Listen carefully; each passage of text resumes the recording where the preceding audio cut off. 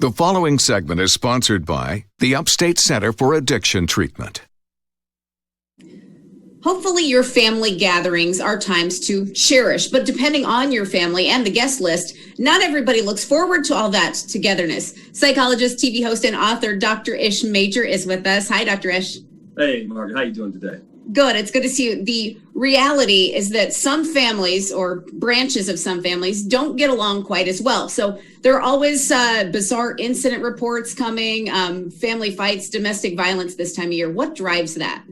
Yeah. The thing that's driving that is the same vehicle that's driving folks towards that family fight. It's the same vehicle that drives you up the wall about them. The problem with that car is that nobody's at the wheel, right? And so what that means is nobody's making anybody take accountability for their actions, right? And so that's the biggest elephant in the room. This thing is happening and nobody's saying it. And so you're driving that car down the road to this family gathering. It's like trying to cross a four-way intersection without using your turn signal, without looking. You're going to get blindsided by a fight, and that's what usually happens. Yeah. And you already told us this a few weeks ago, that if you don't feel like attending a family event or something, it's perfectly acceptable to blame it on the Rona, stay home. But if you do go and you expect there might be some tension, what's your advice there? So look, you're talking about relieving tension. So relieving that tension at a family gathering is like landing an airplane in a snowstorm, right? The best approach is a direct approach. You just got to go for it and be intentional about it. The biggest pet peeve of most family members is that passive aggressive behavior always comes out. So what exactly does that mean, right?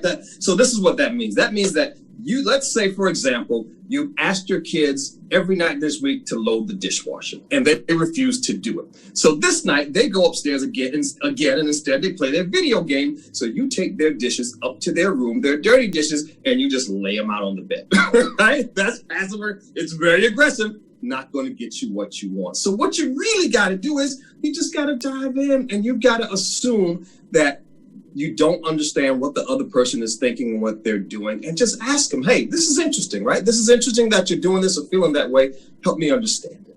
Yeah, being direct is a great thing. Along with the fights that happen over the holidays and instances of domestic violence, we know substance abuse is always a big issue this time of year too. Tell us about the Upstate Center for Addiction-Treatment and what you do there.